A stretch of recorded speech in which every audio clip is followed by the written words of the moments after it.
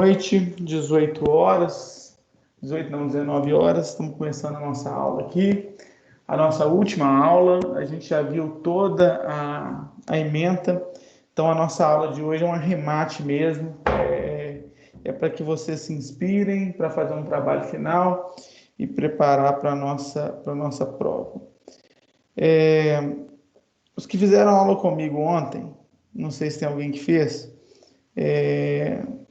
me perdoe, né, de eu repetir isso aqui, mas eu acho que o assunto é pertinente e fala sobre as avaliações. Só me deem feedback, vocês estão me escutando direitinho para eu poder falar das avaliações? Tô sim. Tá ótimo. Então, vocês devem ter recebido esse e-mail, né? Ainda que receberam, eu gostaria de repetir. As provas oficiais do segundo bimestre das disciplinas interativas e blended estão chegando e serão no formato digital, conforme já tinha sido informado previamente. Segundo orientações, compartilhamos abaixo os principais pontos para realização. Primeiro ponto: as provas oficiais do segundo trimestre das disciplinas interativas serão no formato digital e realizada pelos alunos entre o dia 4/6 e 10/6. Então, a próxima semana, a partir do dia 4, disciplinas interativas. Nessa semana, vocês não têm, a partir do dia 4, vocês não têm mais aula de nenhuma disciplina. Então, como dia 4, se não me engano, é quarta-feira, essa é a nossa última aula hoje. E aí, na outra semana, na semana do dia 15, a gente tem a nossa avaliação final, né? Depois tem a segunda chamada para aqueles que precisarem, acho que ninguém deve precisar. E aqueles que não aprovarem, tem o exame especial, que, pelo amor de Deus, também acho que ninguém vai precisar, ok? Então, só deixando claro que essa é a nossa última aula, semana que vem, prova interativa e provas blended, né? Todas pelo sistema. A partir do dia 4 até o dia 10, vocês têm esse prazo para fazer, e vocês vão agendar tudo via sistema. Vocês devem ter recebido um tutorial aí mostrando isso, falando sobre isso, e na outra semana, no dia da disciplina, a nossa avaliação. Nossa avaliação vai ser trabalhosa, do mesmo padrão que eu coloquei, não vou inventar nada, não vou fazer nada diferente do que a gente está acostumado, não vai ter pegadinha nenhuma, vai ser uma prova trabalhosa. Minha intenção é que vocês fiquem todo o tempo necessário fazendo a prova, pelo menos umas 2 horas e meia fazendo a prova, será trabalhosa. Vai cair a parte de madeira, vai cair a parte metálica. A maioria das questões vão ser questões de cálculo, mas vai ter uma ou outra questão teórica. Então, vocês preparem, podem fazer um Excel auxiliar, podem utilizar o que quiser na consulta da prova de vocês, mesmo porque eu não consigo verificar se vocês estão colando ou não, utilizando material de consulta ou não. Então, vou fazer uma prova trabalhosa e vocês vão fazer a prova do mesmo esquema que vocês fizeram da vez passada. E o programa que eu vou utilizar para fazer a prova é o programa Socrative. Ok, gente? Alguma dúvida em relação às provas? Alguma dúvida em relação ao que vai acontecer nas próximas semanas? Ô, professor, durante a prova, você vai estar também disponível no Teams? Ou a gente vai entrar às 7 horas e já vai estar lá a prova já disponível? Durante a prova vai ser do mesmo jeitinho, muito boa pergunta, que eu vou estar o tempo todo no Teams, conectado com vocês, e vou disponibilizar às 7 em ponto. A prova já está pronta, e aí eu vou fazer daquele mesmo jeitinho. Na hora que a gente estiver todos prontos, às 7 em ponto, eu disponibilizo a prova. Eu tenho que fazer assim porque a faculdade pede para que a gente faça a prova no horário da aula. E aí, se eu disponibilizar antes, vocês podem conectar e fazer a prova a hora que vocês quiserem. Eu até particularmente não sou contra isso, não. Para mim não teria problema, não. Mas para efeito de padronização, eu acho que a faculdade está correta e nós vamos seguir esse procedimento, ok? Ok. Obrigada. Mais alguma outra dúvida? Gente, então a primeira coisa que eu vou passar é um vídeo. O vídeo da última vez que eu passei rodou lisinho, a minha internet está bem melhor. Mas caso o vídeo não rode lisinho, eu coloquei o link para vocês assistirem o vídeo fora do link do Teams. Por que para mim é importante passar o vídeo no Teams? Porque eu preciso da aula gravada para no futuro, se vocês quiserem ver, se vocês quiserem consultar, se alguém quiser me auditar para ver como é que foi a aula, tem tudo isso gravado, o pessoal pode ver como é que foi a aula. Então, vou compartilhar aqui o vídeo com vocês. É um vídeo sobre a indústria do aço e as estruturas. E vocês podem ver pelo link que eu mandei para vocês. Fala, Johnny. Deixa eu te perguntar. Você escreveu um laudo, né? Isso. Você vai dar mais ou menos o modelo, como é que você quer esse laudo? Ou um laudo Não, na verdade é uma lauda, né? É uma lauda. Uma lauda é uma folha. Né? Então, assim, eu quero que você me explique tecnicamente. Então, por exemplo, lá na Casa do Retiro, eu vou explicar isso melhor a hora de chegar lá, mas lá no Retiro das Pedras, eu vou fazer uma casa de alto luxo. Por que eu escolhi a estrutura metálica? Por isso, que é mais barato, que é menos gente, que é mais cara, tem aço, que não sei o que é mais seguro, pá. Por isso, uma lauda, explicando. Ou então, não, eu escolhi foi madeira. Por quê? Por causa de conforto térmico, conforto acústico, porque madeira é mais leve, porque peso próprio, pode colocar o que você quiser. Ou então, não, eu não gostei nem de metálica, nem de madeira. Eu sou engenheiro raiz. Nutella é que gosta de madeira e de metálica. Eu gosto de concreto armado. Vou escolher concreto armado porque é mais tradicional, porque tem mais conhecimento, porque é mais seguro, para escrever por quê. Inclusive, você pode escolher, se assim você quiser, fazer de concreto armado. Na verdade, eu quero que você pegue os conhecimentos que você teve nessa disciplina, some a esses conhecimentos o que você já tem, que o concreto armado quase todo mundo conhece naturalmente, some o que você já tem e faça o exercício. Beleza, Ivan? Beleza, entendi. Mas primeiro vamos assistir o nosso vídeo, depois de terminar o nosso vídeo, vocês metam bronca. Beleza? Esse eu estou assistindo ele aqui, só que faltando 9 minutos para terminar. Beleza. Beleza, eu vou passar aqui daqui a 40... Eu tô aqui o tempo todo. Se vocês tiverem alguma dúvida e quiserem falar alguma coisa, eu estou aqui o tempo todo. Mas daqui a 47 minutos e 27 segundos eu estou de volta. Por ser um dos materiais mais Vocês estão fortes escutando do o vídeo? Acho que agora estão, né? moldando a nossa civilização e a forma. Sim, estou ouvindo. Beleza. Então, assim, qualquer coisa O pode me aço é chamar. o elemento crítico por trás de 3 ícones da arquitetura norte-americana: a Ponte de Brooklyn, o Gateway Arc e o Empire State. Mas os cientistas de hoje estão reconstruindo a estrutura molecular do aço, criando novas formas com o potencial de construir obras mais altas, maiores, mais fortes. Conheça agora a ciência do aço.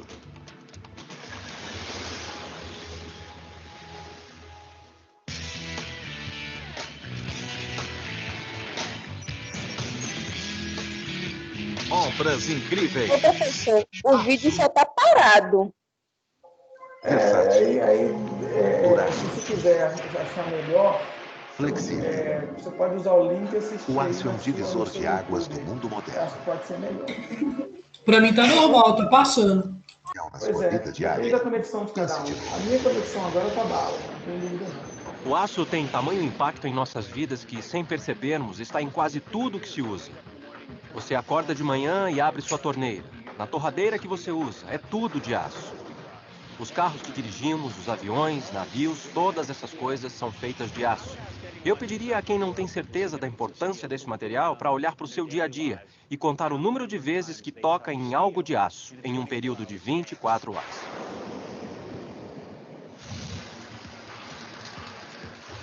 O mundo produz quase 1 bilhão de toneladas de aço a cada ano. As características únicas do metal explicam a sua enorme versatilidade. O aço pode lançar um avião às nuvens com a mesma facilidade que conserva alimentos. Suas aplicações são inúmeras e variadas.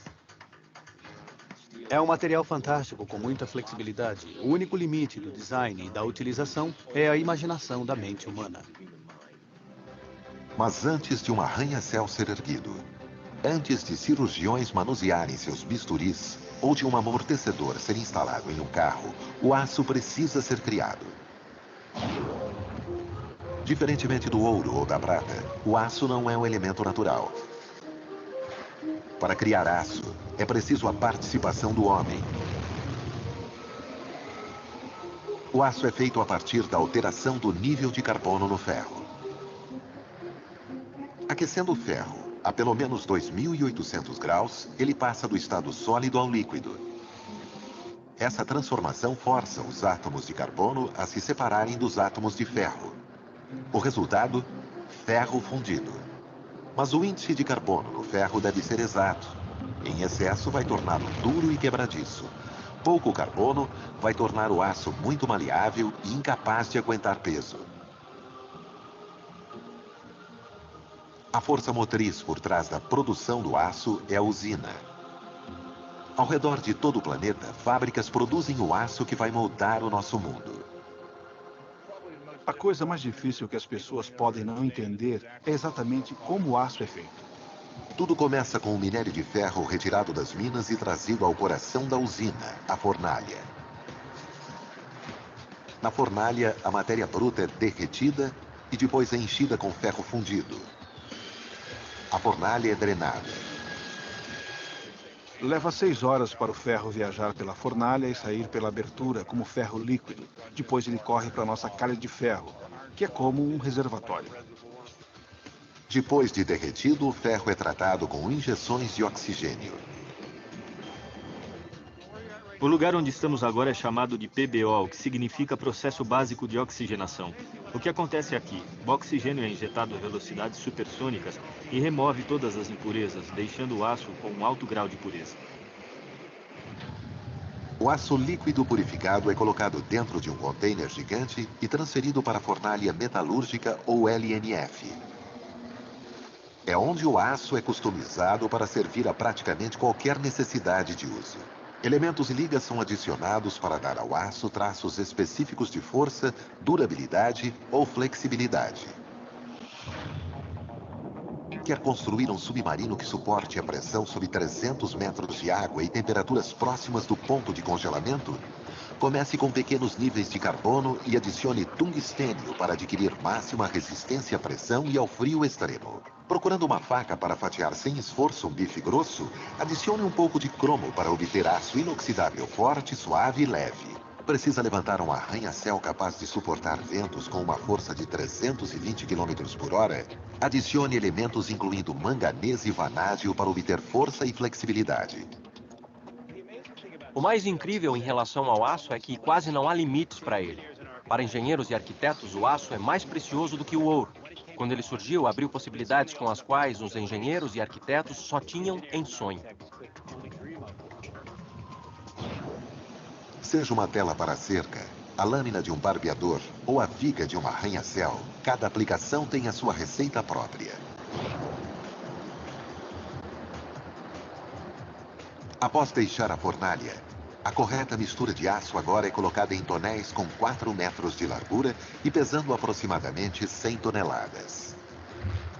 Esses recipientes cheios de líquido são então transportados para o processo caster, onde o aço ganha sua forma.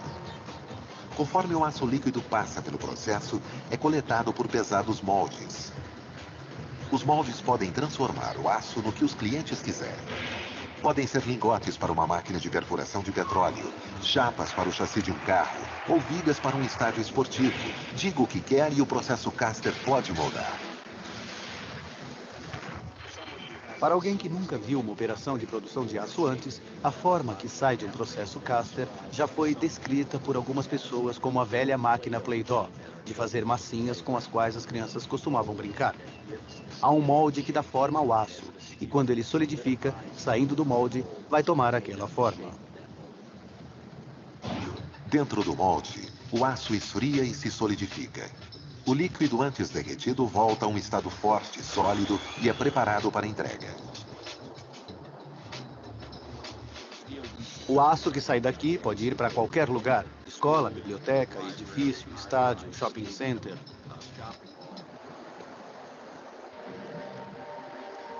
A produção do aço se aprimorou ao longo de milhares de anos. Durante séculos, ninguém podia aquecer grandes quantidades de ferro a 2.800 graus, e isso tornava a produção de aço inicialmente não confiável. Só depois de 1850, o engenheiro Henry Bessemer descobriu a tecnologia que torna isso possível. Em 1856, Bessemer aquece o ferro de uma nova maneira. Ele cria um forno com 6 metros de altura e injeta oxigênio através de orifícios em sua base. O oxigênio causa a combustão, elevando a temperatura para os 2.800 graus necessários. O calor extremo permite, então, que o ferro derreta e que os átomos de carbono sejam consumidos. Agora, a produção em massa de aço é possível. O ferro contém muito carbono. Para transformá-lo em aço, é preciso haver uma forma de tirar o carbono do ferro e separar os dois. Antes do conversor Bessemer, as pessoas que trabalhavam com aço demoravam até 1 semana para produzir 1 tonelada. Hoje, eles podem produzir essa mesma quantidade em cerca de 15 minutos. Praticamente de um dia para o outro, a capacidade de produzir aço em massa torna o material largamente disponível. A engenhosidade de Bessemer vem junto com a Revolução Industrial. A civilização ocidental quer crescer para encontrar novas formas de criar infraestrutura e se expandir. O aço poderia ser a resposta.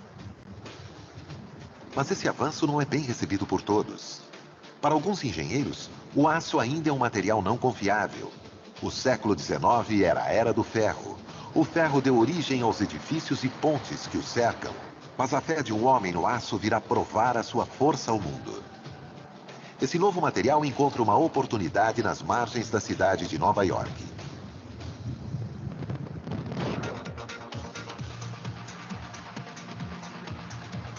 Em 1860, Nova York e o Brooklyn estavam em lados opostos, separados por 500 metros.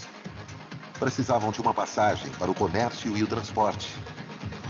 Para cruzar o East River, se voltaram para o aço. Estendendo-se por 500 metros sobre o East River, em Nova York, a ponte de Brooklyn é o marco da engenharia. A um primeiro olhar, pode parecer que o principal suporte da ponte é de pedra. Mas, na verdade, é o aço que empresta sua força a essa ponte. A quase 91 metros no ar, apenas 4 cabos suspendem uma rodovia inteira por sobre a água. É um testemunho do poder do aço. A ponte é uma importante artéria de transporte e comércio há mais de um século, mas poucos percebem que a sua construção ajudou a mudar o mundo. A ponte de Brooklyn significa a chegada de um novo material para a construção, o aço.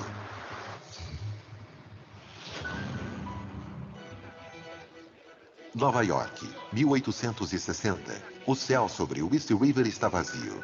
As cidades de Brooklyn e Manhattan ficam em margens opostas, separadas pela água. A única forma de chegar ao outro lado dos 500 metros é por barco. Mas os barcos que transportam os passageiros e o comércio não são confiáveis. Às vezes leva-se mais de 3 horas para cruzar o rio e durante o inverno as águas congeladas podem causar uma paralisação do tráfego.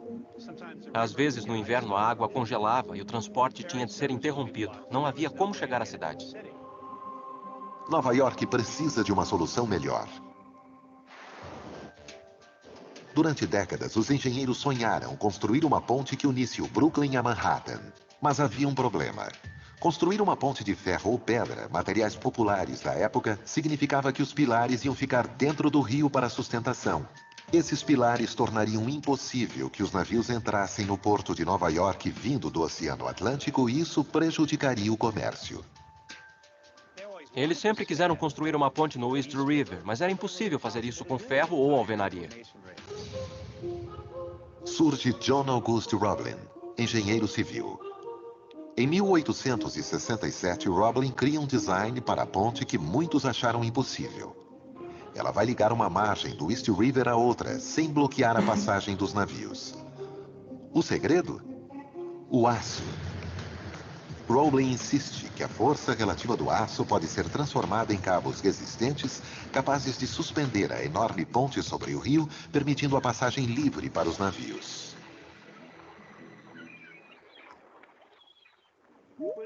A ponte não poderia ter sido construída de ferro porque não era forte o bastante. O aço tem o dobro da força do ferro.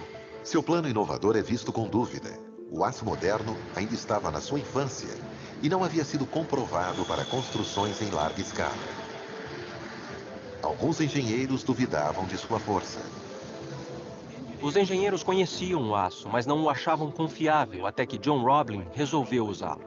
Ele era um visionário. Muitas pessoas o acharam louco por usar aço. As pessoas na época diziam que era impossível, duvidavam. A ponte de Brooklyn, entretanto, deu vida ao crescimento do aço estrutural. Foi o início. A declaração de Roebling de que uma ponte suspensa por aço poderia cruzar o East River parecia tão ousada quanto a de John Kennedy, 100 anos mais tarde, ao prometer que mandaria o homem à Lua. A ponte de Brooklyn seria a chance de comprovar o reinado do aço, ou de colocar um fim nele.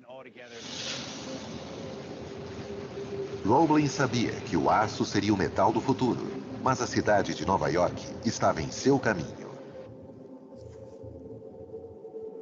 As pessoas do século XIX tinham vasta experiência em pontes que caíam. Em média, 25 pontes caíam a cada ano. Seria uma atitude corajosa sugerir o uso do aço. Mas não se tratava apenas do medo de cair em pontes. Os políticos também expressavam dúvida quanto à necessidade de uma ponte sobre o East River. Em 1869, os ventos políticos mudam em Nova York e o design de Roebling é aprovado. A construção da ponte de Brooklyn tem início em janeiro de 1870.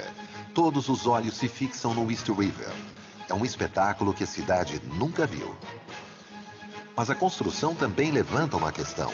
Seria o aço tão forte quanto Roebling acreditava? Roebling usa então 4 cabos de aço, cada um com cerca de 950 metros para ligar o East River de uma margem à outra. Os cabos sustentarão a estrada a mais de 40 metros de altura sobre a água. Uma série de suspensores verticais de aço e de escoras diagonais conecta a estrada aos cabos da suspensão e prende-a no lugar. 4 cabos da suspensão carregam o peso da estrada. Há 19 cordões dentro de cada cabo, contendo 278 fios que medem apenas 3,16 avos de polegadas em diâmetro. Um feixe de 20 fios mede menos do que uma moeda de 1 centavo. E no total, são 5.282 cabos de aço dentro de cada cabo da suspensão. Juntos, os 4 cabos podem suportar quase 1.000 toneladas de peso, aproximadamente o equivalente a 16 aviões Boeing 727 com lotação máxima. A força combinada do aço tornaria a ponte de Brooklyn uma das pontes mais fortes de sua época. Mas um problema persiste. O aço pode ser mais forte que o ferro, mas eles têm em comum uma fraqueza: a corrosão e a ferrugem. A deterioração que ataca pontes de ferro também ameaça a criação de Roebling. A solução é um processo de proteção pouco conhecido: a galvanização.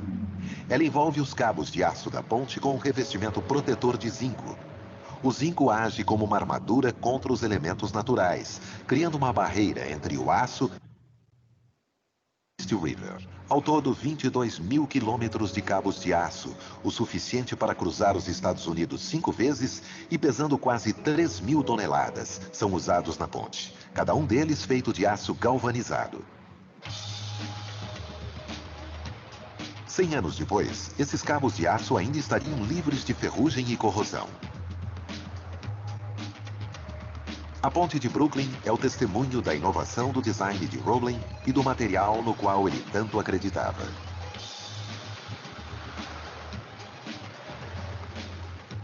O aço galvanizado tornou imune à ferrugem.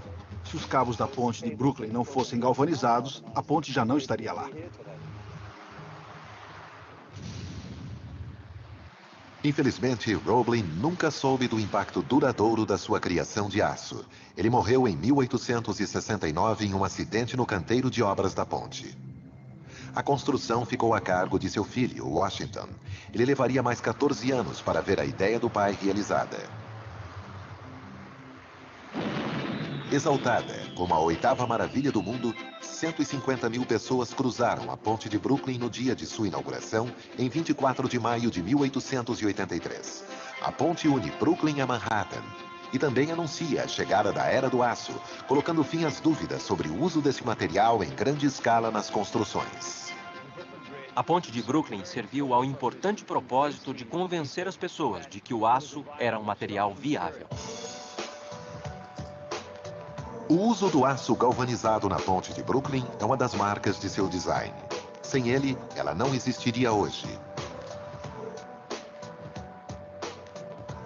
Mas a ponte de Brooklyn é apenas o começo. Hoje, o aço galvanizado não é mais revolucionário, mas ainda é indispensável. Sua cobertura protege, tornando-o resistente à ferrugem e à corrosão. O aço galvanizado encontrou utilização de carros a fios elétricos. Galvanizar o aço não é nada além do que pegar essa folha de aço e mergulhá-la em um banho de zinco derretido. Esse zinco na superfície do aço é que protege a porta do seu carro ou outros acessórios contra a ferrugem. O aço galvanizado é usado principalmente na indústria automotiva para proteger a carcaça dos carros contra a ferrugem, protege os carros do clima e assim eles duram muito mais tempo. De estradas a telhados, as aplicações do aço galvanizado vão muito além do automóvel. Também é usado na indústria da construção, nos edifícios de metal. Os acessórios de metal que serão colocados nas paredes são de aço galvanizado.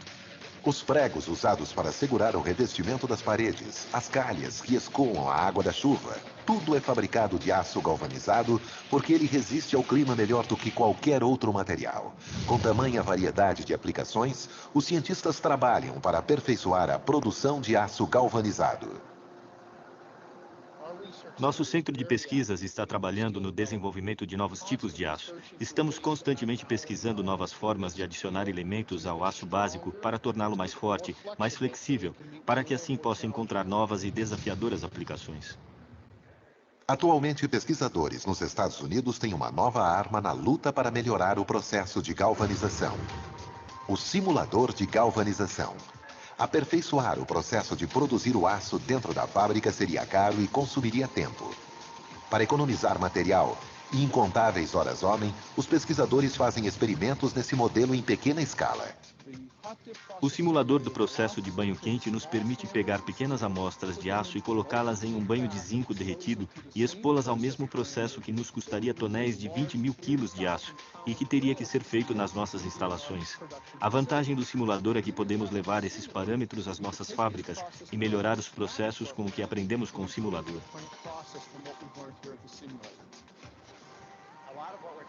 O que estamos fazendo é tentar determinar como cobrir o aço de alta potência que estamos produzindo hoje. Usando uma amostra de aço de 10 centímetros no simulador, os engenheiros podem aperfeiçoar as técnicas que criarão chapas de aço galvanizado com mais de 7 mil metros de comprimento para escadas, canos e conveses.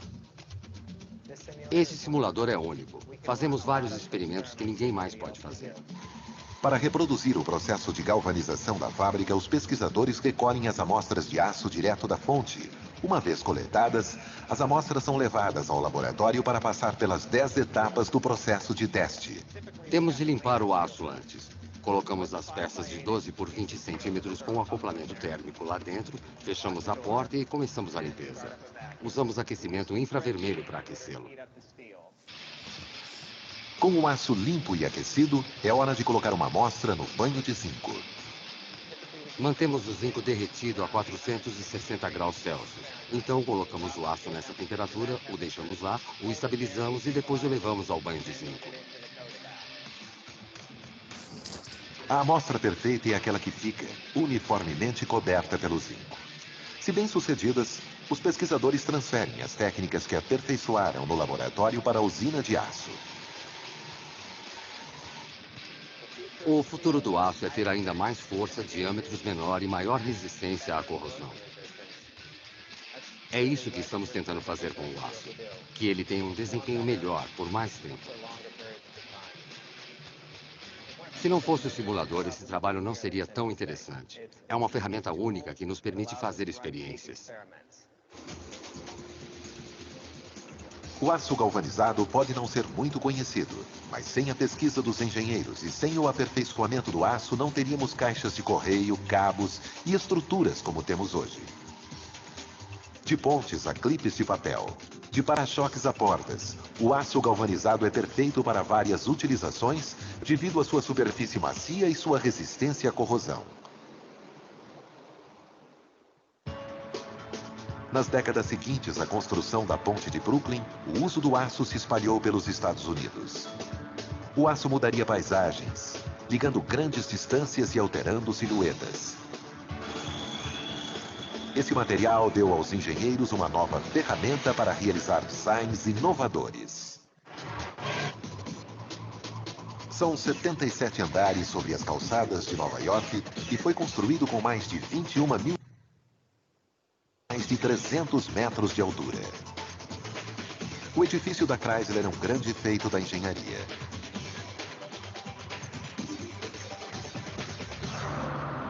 Quando foi inaugurado em 1930, era o prédio mais alto do mundo. Mas a característica mais importante desse arranha-céu Art Deco não é a sua altura, e sim o apêndice épico que o adorna. O edifício da Chrysler não precisa de apresentação. Passando por ele ou vendo ao longe, ele reluz como uma pedra preciosa. Seu brilho característico não seria possível sem um material especial, o aço inoxidável.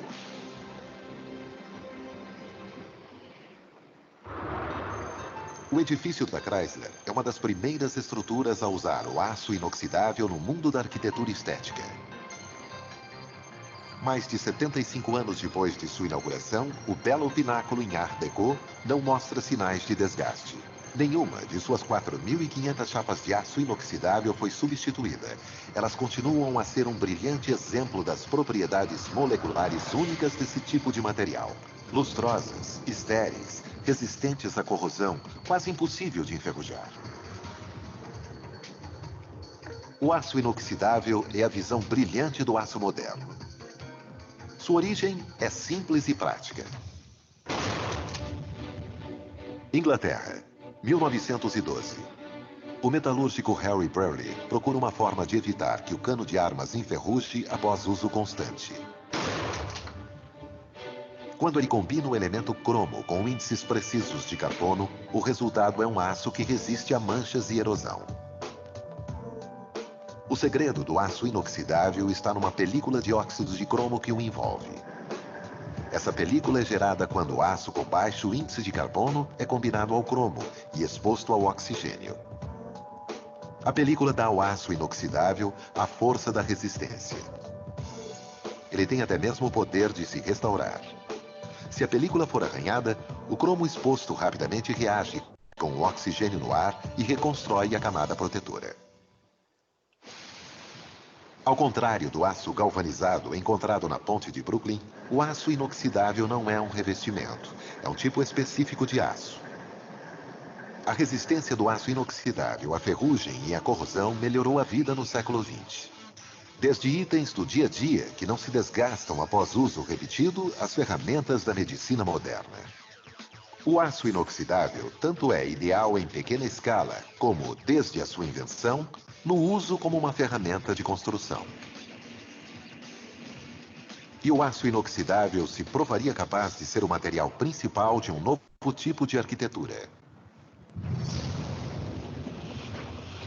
Terminado em 1965, o Gateway Arch, em St. Louis, tem mais de 200 metros de altura e projeta uma sombra nas planícies americanas. Este exemplo reluzente é mais do que um monumento à expansão para o oeste do que imaginavam seus designers. É também um testamento do potencial do aço inoxidável como elemento estético arquitetônico. 1963. Engenheiros e arquitetos querem expandir o uso do aço inoxidável além do topo do edifício Chrysler. E sua chance está nas margens do rio Mississippi. Lá, eles submeterão o aço à sua prova máxima. Em meados do século XX, as pessoas começavam a entender que o aço era bonito e que, se fosse usado da maneira apropriada, como foi usado no Gateway Arch, era esteticamente muito agradável. O plano para o monumento é moderno e ousado. O projeto do arquiteto Eero Saarinen é uma curva catenária invertida, 23 metros mais alta que o Monumento de Washington e 90 metros mais alta que a Estátua da Liberdade. O arco alcançaria 190 metros de altura, tornando-se o monumento mais alto da América. Mas ao contrário de todos os outros monumentos, o Gateway Arch não teria um esqueleto interno, nenhum suporte, nenhuma viga.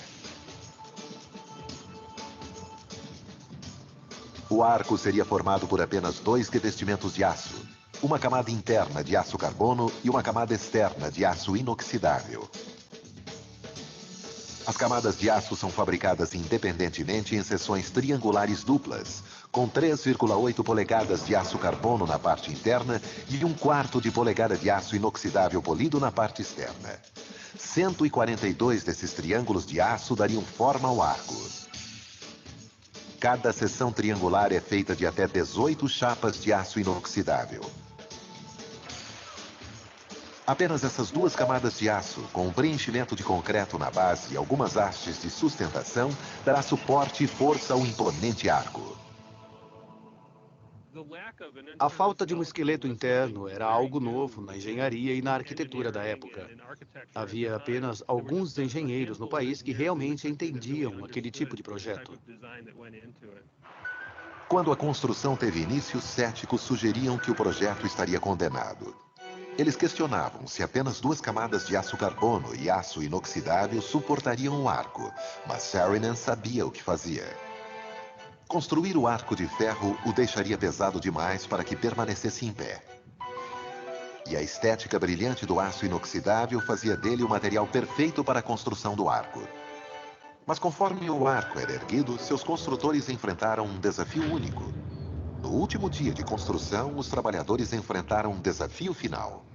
O dia começou com frios 4 graus, mas conforme o sol batia na perna sul do arco, o aço começou a aquecer e se expandir. Expandiu tanto que os engenheiros começaram a temer que ele entortasse antes que eles conseguissem colocar a última peça. Os trabalhadores rapidamente começaram a esfriar o aço com água na tentativa de impedir que ele se expandisse. O aço inoxidável foi resfriado e em 28 de outubro de 1965 a seção...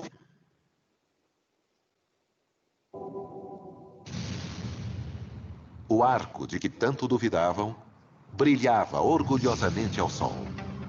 Quando ele foi proposto em 1940, a maioria das pessoas disse que ele não poderia ser construído, e isso se transformou em uma piada local. Por fim, ele acabou se tornando o símbolo da cidade de St. Louis. O símbolo da cidade se tornou um dos destinos turísticos mais populares de todo o mundo. Além das camadas de aço carbono e aço inoxidável, o arco possui um elevador que transporta 6.000 pessoas por dia ao topo dele, oferecendo uma visão única a 190 metros de altura.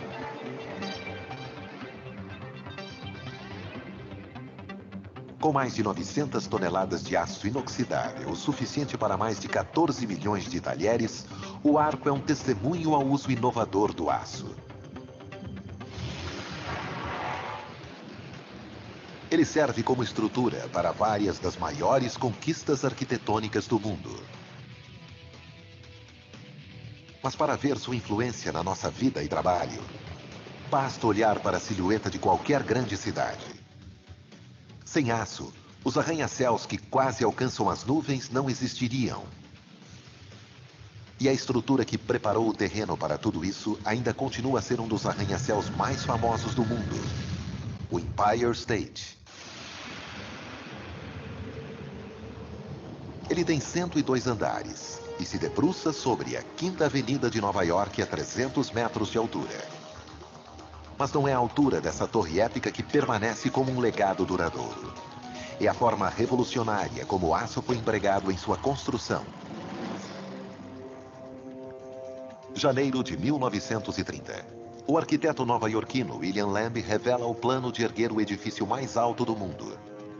Ele alcançaria quase 400 metros acima do coração de Manhattan.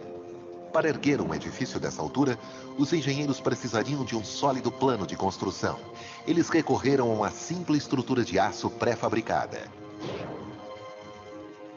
Para prover a força central, 12 maciças colunas de aço percorreriam o comprimento do edifício. Para facilitar a construção, as vigas de aço para cada um dos 102 andares possuem especificações similares. Isso significa que um andar é igual ao outro e que as vigas se encaixarão perfeitamente. O Empire State ia sendo erguido, permitindo que os construtores fizessem quase o mesmo que Henry Ford estava fazendo com o seu modelo Ford T. As colunas e vigas se uniam com facilidade, e cada andar repetia o andar que vinha abaixo dele. As construções começaram na esquina da Rua 34 com a 5ª Avenida na manhã de 17 de março de 1930. Para criar a estrutura interna de aço do edifício, 57 mil toneladas de aço estrutural foram moldadas em 210 colunas uniformes. Apenas a capital mundial do aço, Pittsburgh, poderia suprir tal demanda. Como as vigas de aço moldadas em Pittsburgh precisariam ser transportadas rapidamente para Nova York para que a construção do arranha-céu fosse rápida e barata, os engenheiros planejaram uma combinação de linhas de trem, barcas e caminhões que cruzaria mais de 250 quilômetros e 3 estados. De Pittsburgh ao local da construção, o processo inteiro levava apenas 80 horas. Diz a lenda que quando algumas vigas chegavam ao local, muitas ainda estavam quentes. Talvez tenha sido a produção de aço mais eficiente que o mundo já viu.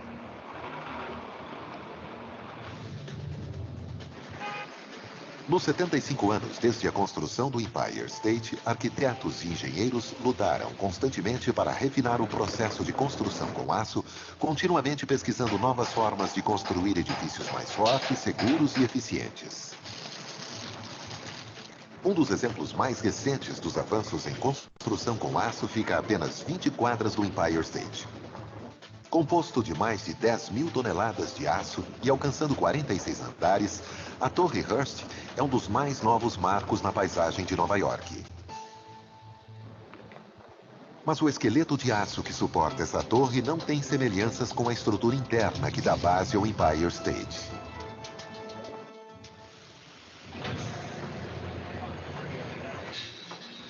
Em 2001, a Hearst Corporation decidiu transformar sua sede de 80 anos e 6 andares em uma torre moderna, mas havia um problema. Diretamente a oeste há um edifício residencial de 50 andares. Se eles construíssem um arranha-céu comum, os escritórios no lado oeste do edifício dariam de frente para uma parede de concreto. Mas eles podiam construir um prédio de outra forma, com um centro de aço.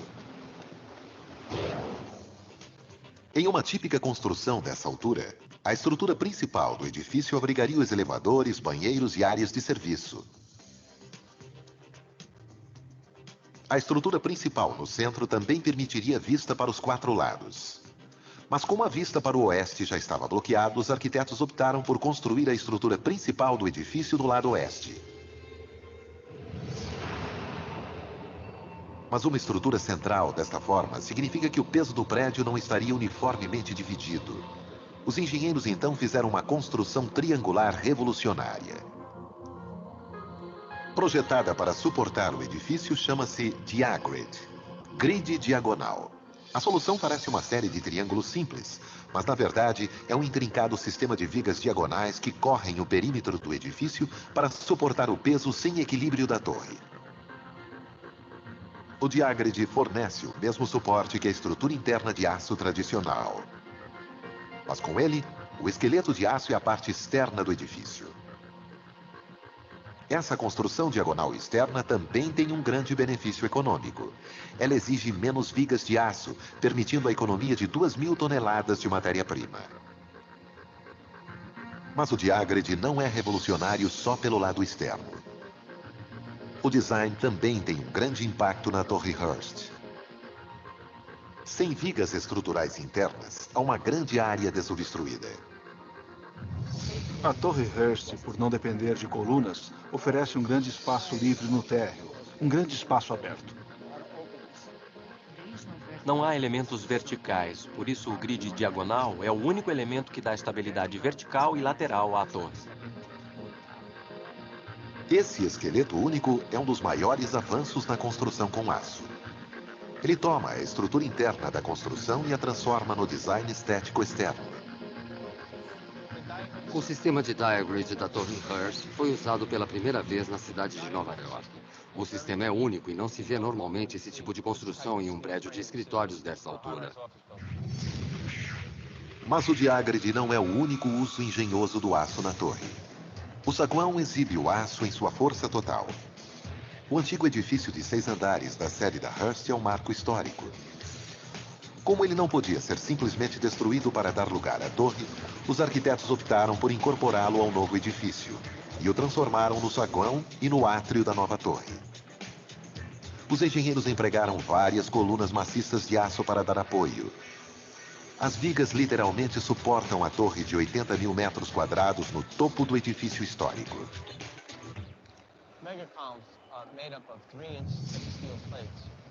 Mega diagonais são as colunas diagonais que realmente suportam o centro do prédio do 3º ao 10º andar,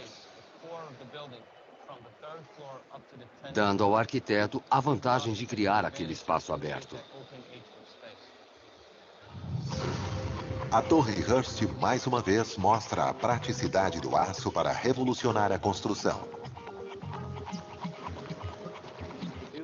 A sua beleza realmente chamou a atenção de todos em Nova York. É bem inovador e mostra uma nova forma de se construir um prédio. Por mais de um século, as construções de aço progrediram, permitindo erguer prédios mais fortes e mais altos. Forte, durável, flexível. A versatilidade do aço é evidente na engenharia e na arquitetura norte-americanas. Mas este metal também tem outra qualidade que o torna indispensável: a resiliência. O aço é o material mais reciclado na Terra. Os números atuais mostram uma taxa de 71% de reciclagem, o que é aproximadamente a quantidade combinada de alumínio e plástico. Fogo, explosão ou fenômenos naturais podem curvar ou quebrar o aço, mas aparentemente nada pode destruí-lo. Mas quando fica em pedaços, o aço pode simplesmente ser derretido, remoldado e reutilizado para novos fins. Sua capacidade de ser reciclado mudou a forma de operar das indústrias de aço. Não mais confinadas às minas de ferro, as usinas de aço agora podem usar latas de cervejas, grades de proteção ou até mesmo máquinas de lavar louça velhas como matéria-prima. Nos últimos anos, o metal reciclável se tornou básico para a indústria do aço, reduzindo os custos na produção e o impacto ambiental. Nosso aço começa com o metal usado. Nós o reciclamos e quase 96% de nossa matéria-prima é nada além de metal usado reciclado. São os carros velhos, máquinas de lavar usadas, lava-louças velhas. Nós picotamos, compactamos, separamos e aquilo se torna o nosso ponto de partida. Uma calota de carro se transforma na lâmina de um patim. Uma lata de tinta se transforma em clipes de papel. Um fogão se transforma na viga de um arranha-céu. Para o aço, não há fim. O exemplo mais dramático de reciclagem pode ser visto em um dos momentos mais trágicos do aço. 11 de setembro de 2001. Caem as Torres Gêmeas de Nova York. Os arranha-céus que levaram 5 anos para serem construídos levam menos de 2 horas para vir abaixo. Quase 200 mil toneladas de aço se transformaram em escombros. Os trabalhadores tiram mais de 20 toneladas de aço dos destroços do Marco Zero e as transportam para uma usina de Louisiana. Dentro da fornalha, o resistente aço que suportava o World Trade Center é derretido e transformado em aço líquido mais uma vez. Novas ligas são misturadas a ele para que sirva a um novo propósito. O aço criado é leve o bastante para viajar com facilidade pela água, embora forte o bastante para proteger o que ele virá a transportar. A Marinha norte-americana está moldando este aço para o sistema de vapor da proa de seu mais novo navio de ataque anfíbio, o USS Nova York. Quando pronto, o navio vai medir 208 metros e terá 24 toneladas de aço recicladas do World Trade Center.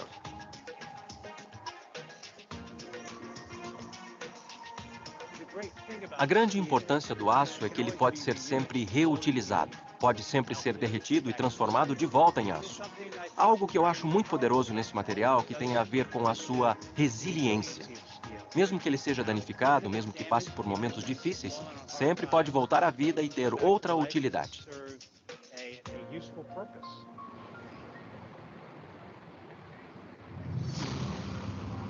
Enquanto a reciclagem dá nova vida ao aço, cientistas continuam a pesquisar novos tipos do metal. Novas combinações de elementos que darão força e forma ao século XXI. Na Universidade da Virgínia, os cientistas de materiais Gary Schiller e Joseph Poon estão desenvolvendo um novo tipo de aço, mais forte do que tudo que já se viu. O Dava Glass é formado pela combinação de ferros e carbono com vários elementos, incluindo o molibdênio e o boro. O Dava Glass é algo completamente único. É um aço amorfo. No aço tradicional, as moléculas estão unidas como cristal e tem, entretanto, uma estrutura molecular uniforme. Mas no aço amorfo, os átomos estão reunidos aleatoriamente, como no vidro, significando que cada seção é diferente da outra. Essa estrutura molecular confusa produz um aço mais forte. Como a invenção do aço inoxidável quase um século antes, o Dava Glass é um marco potencial. Até esse aço ser descoberto, muitas pessoas achavam que o desenvolvimento do aço havia chegado ao fim. O que esse novo aço faz é mostrar que há progressos revolucionários que foram obtidos e que agora são reais.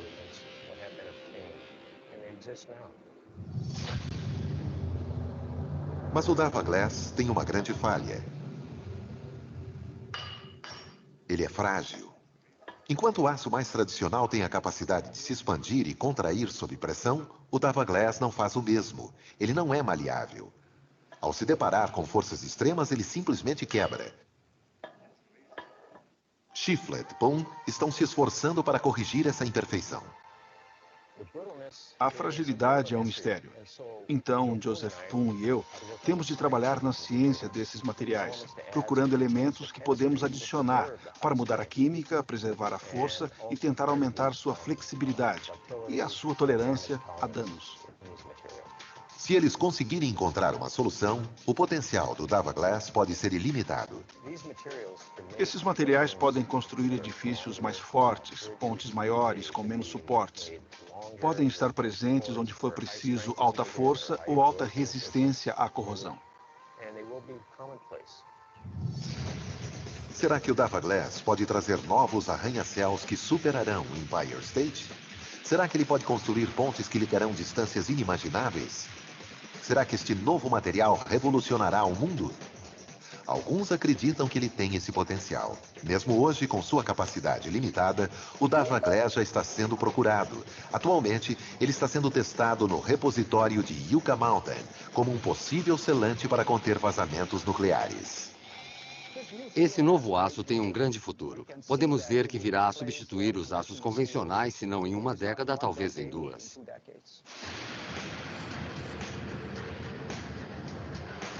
Faz apenas 150 anos que Harry Bessemer tornou possível a produção em massa do aço. Nesse curto espaço de tempo, o aço remoldou a civilização humana. Da arquitetura épica aos itens aparentemente ordinários a que quase não damos valor. A revolução do aço aumentou as possibilidades da imaginação humana e redefiniu nossas vidas. Hoje, no despertar de um novo século, a indústria do aço está respondendo às demandas de nosso futuro. A indústria do aço daqui a 20 anos será totalmente diferente da indústria do aço de hoje. Estamos trabalhando para reduzir a quantidade de energia para produzi-lo e encontrar formas de reciclar e reutilizar os subprodutos do seu processo de criação. Uma constante sobre o aço é que o homem o tem levado a um processo contínuo. E se aprendemos alguma coisa, é que a história do aço está longe do fim. O design inovador e os usos inovadores que descobrimos para o aço são algumas das grandes conquistas do homem.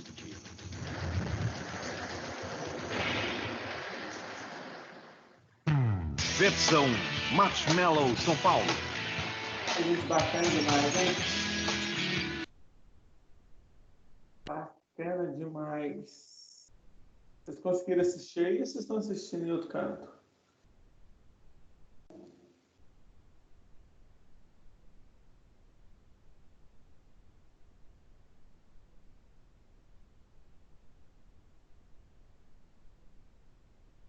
Tem alguém aí, gente? Opa! Vocês assistiram onde? Vocês assistiram em outro canto ou assistiram comigo no Teams? Tô assistindo na aula aqui mesmo. Ah, que bom que passou então. Gente, então, vamos arrematar a nossa matéria. Vamos arrematar aqui o que a gente propôs, né? Para a gente passar para o próximo. Tem alguém formando aí de vocês esse semestre?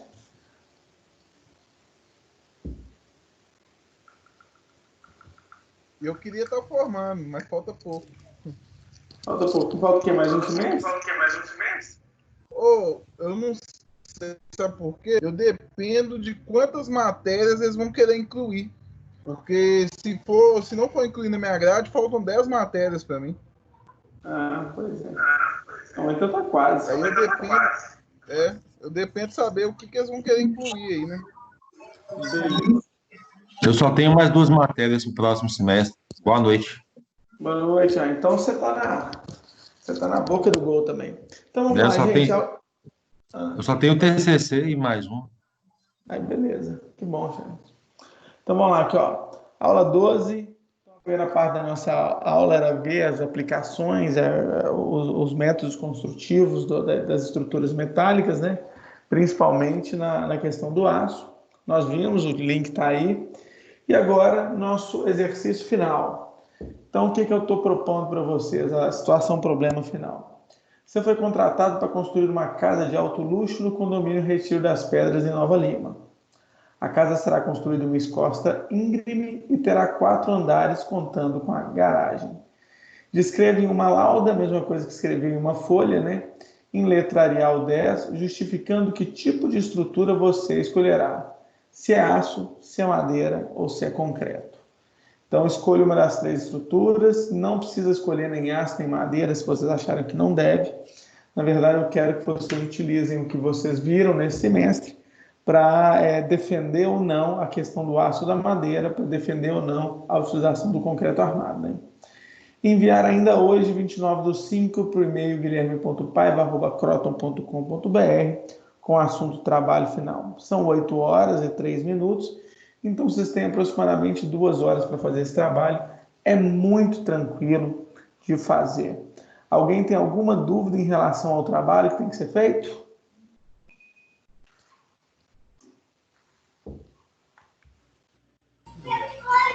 Não.